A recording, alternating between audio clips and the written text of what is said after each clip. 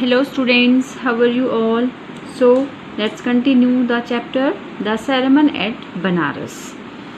Previous class में मैंने आपको बुद्धा के एनलाइटनमेंट के बारे में बताया था कि उनको एनलाइटनमेंट कहाँ मिला था, ज्ञान प्राप्त कहाँ हुआ था। एक अंजीर के पेड़ के नीचे, जिसको कि बो ट्री का नाम दिया गया था बुद्धा के द्वारा, वहाँ पर उनको एनलाइटनमेंट हुआ था और उन्होंने अपना पहला जो सेरेमन था, प्रवचन था, वो एक किसा गौतमी नामक लेडी को दिया था।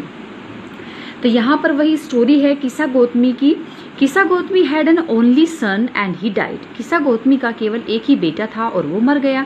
इन her grief she carried the dead child to all neighbours asking them for medicine. तो दुख से पीड़ित वो अपने उस डेड चाइल्ड को लेकर अपने सभी पड़ोसियों के पास गई, उनसे दवा पूछने के लिए। एंड द पीपल सैड, और लोगों ने कहा, she has lost her senses, कि वो पागल हो गई है। द बॉय डेड, ये लड़का मर चुका है। मतलब वो मरे हुए बेटे को लेकर घूम रही थी, तो इसलिए लोगों ने उससे कहा कि वो पागल हो गई है, जो एक मरे हुए बच्चे को लेकर घूम रही है। एट लेंथ, आखिरकार Kisa Gotami met a man who replied to her request. आखिरकार वो एक ऐसे आदमी से मिली जिसने उसकी रिक्वेस्ट का आंसर दिया। I can not give the medicine for the child but I know a physician who can. तो उसने आंसर किया कि मैं, thee means THE, you, and thy means your. These are the literacy word which is used in the literature. Actually we can say that these words are used by a poet. तो उसने कहा कि मैं तुम्हें तुम्हारे बेटे के लिए मेडिसिन तो नहीं दे सकता, लेकिन मैं एक ऐसे फिजिशियन को जानता हूँ, एक ऐसे डॉक्टर को, वैद्य को जानता हूँ जो तुम्हें दवाई दे सकता है। एंड द गर्ल सेड, और वो गर्ल हियर द लेडी, वो बोली, pray tell me sir who is it. And the man replied, go to Sakya Muni the Buddha. तो उस लेडी ने कहा कि प्लीज़ मुझे बताओ सर वो कौन है। तो उस आदमी ने उत्तर दिया कि शाल्य मुनि बुद्धा के पास जाओ। Kisa Gotami repair to the Buddha and cried, lord and master give me the medicine that will cure my boy.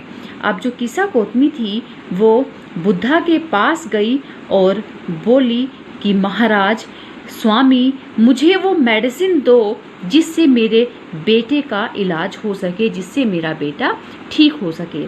The Buddha answered, Buddha ने जवाब दिया, I want a handful of mustard seed, कि मुझे मुट्ठी भर सरसों के दाने चाहिए।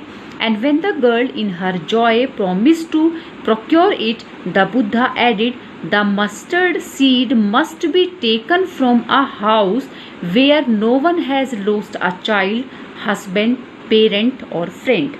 तो अब बुद्धा ने उसकी बात का जवाब दिया कि उनको एक मुट्ठी भर सरसों चाहिए। तो ये बात सुनकर वो जो लेडी थी वो बहुत ज़्यादा खुश हो गई और बोली कि वो प्रॉमिस करती है कि वो ऐसा ही करेगी, वो एक मुट्ठी सरसों के दाने ला कर देगी।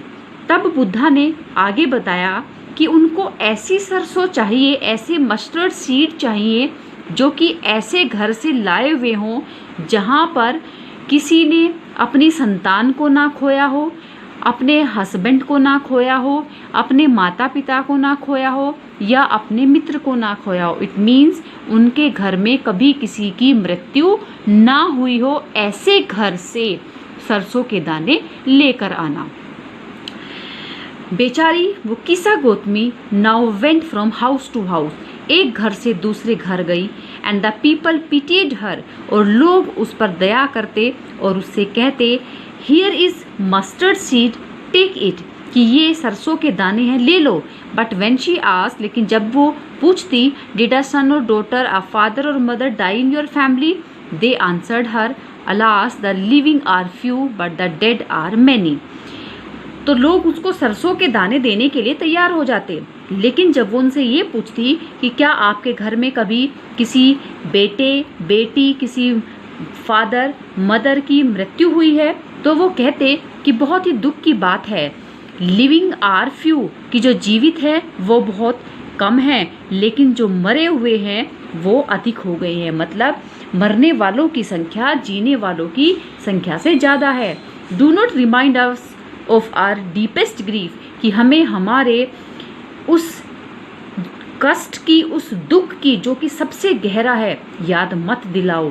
And there was no house but some beloved one had died in it, और उसको एक भी घर ऐसा नहीं मिला जहाँ पर उनके किसी बिलव्ड, किसी प्रिय व्यक्ति की मृत्यु ना हुई हो। इट मीन्स कि संसार में कोई घर ऐसा नहीं है जहाँ पर किसी ने किसी को ना खोया हो। मीन्स जो जिसने जन्म लिया है उसकी मृत्यु निश्चित है। इसीलिए किसा गौतमी को एक भी घर ऐसा नहीं मिला। किसा Gautami became weary and hopeless। अब किसा गौतमी बहुत ज़्यादा थक गई और होपलेस हो गई, लाचार बेबस हो गई। And sat down at the way side watching the lights of the city, और सिटी की लाइट्स को देखते हुए वो सड़क के किनारे बैठ गई। As they flickered up and were extinguished again, जो लाइट्स थी वो फ्लिकर्ड अप, कभी जलती कभी बुझ जाती। एक्सटिंग्विश्ड मीन्स बुझ जाना, कभी वो जलती कभी बुझ जाती। At last the darkness of the night reigned everywhere, आखिरकार जो अंधेरा था, रात का अंधेरा चारों तरफ फैल गया। And she considered the fate of man, और फिर उसने मनुष्य के भाग्य के बारे में सोचा। That their lives flicker up and are extinguished again. उसने क्या सोचा, उसने क्या रियलाइज किया कि जो इंसान हैं उनका जीवन फ्लिकर अप, वो जन्म लेते हैं, एंड आर एक्सटिंग्विश्ड अगेन, और फिर उनका जीवन बुझ जाता है, मीन्स वो मर जाते हैं। And she thought to herself, फिर उसने खुद के बारे में भी सोचा, how selfish am I in my grief, कि मैं अपने दुख में कितनी सेल्फिश हो गई हूँ। ये विचार उसके मन में पहले क्यों नहीं आया कि जो मृत्यु है, डेथ है, इज कॉमन टू ऑल, वो सबके लिए समान है। Yet in this valley of desolation there is a path that leads him to immortality who has surrendered all selfishness. उसने सोचा कि ये जो दुख से भरी हुई दुनिया है, in this valley of desolation means वैसे निर्जन सुनसान होता है, बट यहाँ पर इसका क्या मतलब है कि जो ये संसार है ये दुखों से भरा हुआ है, और इसमें there is a path that leads him to immortality who has surrendered all selfishness, कि एक रास्ता ऐसा है जो कि उसको इमोर्टलिटी की तरफ लेकर जाता है। There is a path that leads him to immortality, मनुष्य को अमरता की तरफ लेकर जाता है, जहाँ पर जिसने अपने सारे सेल्फिशनेस, अपने सारे स्वार्थों को सरेंडर कर दिया है, त्याग दिया है, उस व्यक्ति के लिए इस दुखों से भरी दुनिया में एक रास्ता ऐसा भी है जो कि उसे इमोर्टलिटी की तरफ लेकर जाता है। The Buddha said the life of mortals in this world is troubled and brief and combined with pain. Buddha ने कहा कि इस संसार में जो मोर्टल लाइफ ऑफ मोर्टल्स है, in this world is troubled means वो जो लोग जो चीज़ें नश्वर हैं उनके लिए ये संसार परेशानियों से, दुखों तकलीफ़ों से भरा हुआ है, वो ब्रीफ है और कंबाइंड विद पेन, दुखों से भरा हुआ है।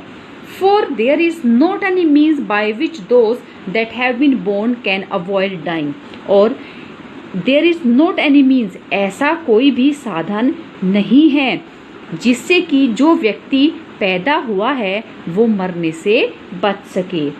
After reaching old age there is death, वृद्धावस्था में पहुंचने के बाद मृत्यु होती है। Of such a nature are living beings, और लिविंग बींग्स की, जीवित प्राणियों का यही नेचर है, यही प्रकृति है। मीन जिसने जन्म लिया है वो मरेगा ज़रूर, चाहे वो फूल, पौधे, पत्तियाँ, जितनी भी लिविंग थिंग्स हैं, कीट पतंगे, एनिमल, बर्ड्स, ह्यूमन बीइंग, सभी को एक न एक दिन मरना होता है।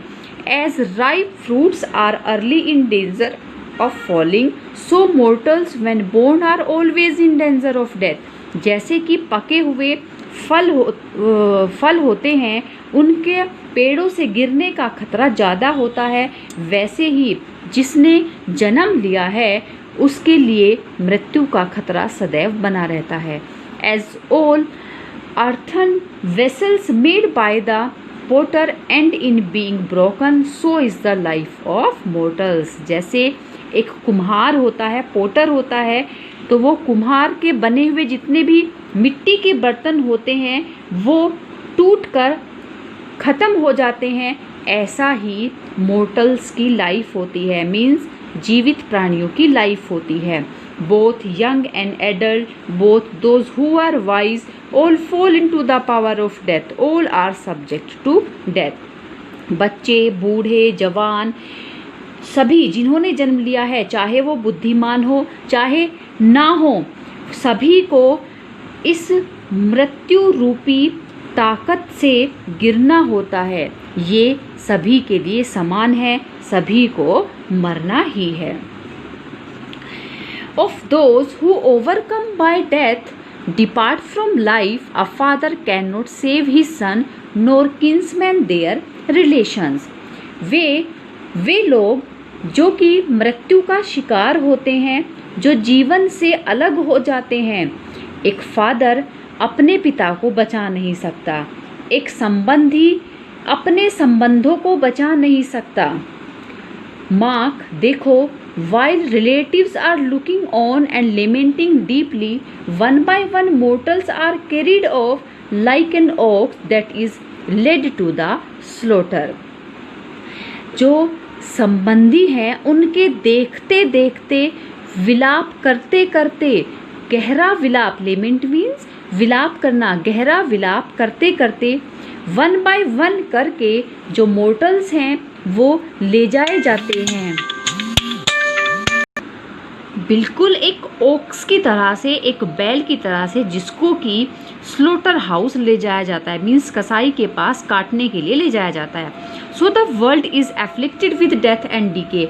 और उसी प्रकार से ये पूरा संसार है जो कि मृत्यु और एक डीके मीन्स होता है किसी भी चीज़ का नष्ट हो जाना, उससे पीड़ित है। Therefore the wise do not grieve. इसलिए जो बुद्धिमान लोग होते हैं वो इस संसार के नियमों को नहीं जानते। Knowing the terms of the world, वो जानते हैं, जो बुद्धिमान लोग होते हैं वो दुख नहीं करते, क्योंकि वो संसार के इन नियमों को जानते हैं, इसलिए वो किसी के मरने पर दुखी नहीं होते। Not from weeping not from grieving will any man obtain peace of mind. ना रोने से ना दुखी होने से किसी के मन को शांति मिलती है। On the contrary, this word is contrary, इसके उल्टे, इसके विपरीत, his pain will be the greater and his body will suffer. इसका उल्टा क्या होगा कि जो उसका दुख है वो रोने से, दुख मनाने से दुख और बढ़ता जाएगा, और जो शरीर है वो सफ़र करेगा, उसको और ज़्यादा कष्ट होगा। He will make himself sick and pale. वो व्यक्ति अपने आप को बीमार बना लेगा, वो अपने आप को दुर्बल बना लेगा, कमज़ोर बना लेगा। Yet the dead are not saved by his lamentation. फिर भी उसके विलाप करने से जो डेड है, जो मरा हुआ व्यक्ति है, वो उसको बचाया नहीं जा सकता। He who seeks peace should draw out the arrow of lamentation and complaint and grief.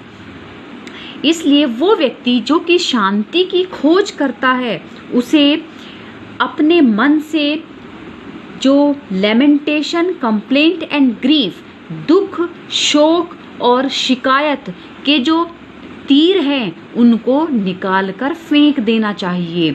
He who has drawn out the arrow and has become composed will obtain peace of mind। वो व्यक्ति जिसने इन दुख रूपी तीरों को निकाल दिया है, वो व्यक्ति ही पीस ऑफ माइंड, अपने मन की शांति को पा सकता है। He who has overcome all सोरो, जिस व्यक्ति ने अपने सारे दुखों को ओवरकम कर लिया है, उन पर जीत हासिल कर लिया, उन पर काबू पा लिया है, will become free from sorrow, वही व्यक्ति दुख से मुक्त हो जाएगा, एंड बी ब्लेस्ड, और हमेशा भगवान का आशीर्वाद पाएगा। तो स्टूडेंट्स, इस तरह से बुद्धा ने अपने उपदेश में ये बताया कि जितना हम दुखी होंगे उतना हमारा दुख बढ़ता जाएगा, और अगर हम अपने दुखों को मन से निकाल देंगे, उनको भूल जाएंगे, उतने ही हम एक सुखी जीवन व्यतीत कर सकेंगे। I hope you will enjoy the story, the sermon of Buddha, who taught the people कि हाँ, लोगों को बिल्कुल भी दुख नहीं करना चाहिए, शोक नहीं मनाना चाहिए। जिसकी मृत्यु हुई है, surely he will die one day, उसको एक न एक दिन मरना ही पड़ेगा, he will have to die. So this is the truth of life, जो कि सबके लिए कॉमन है। Okay students, thank you so much.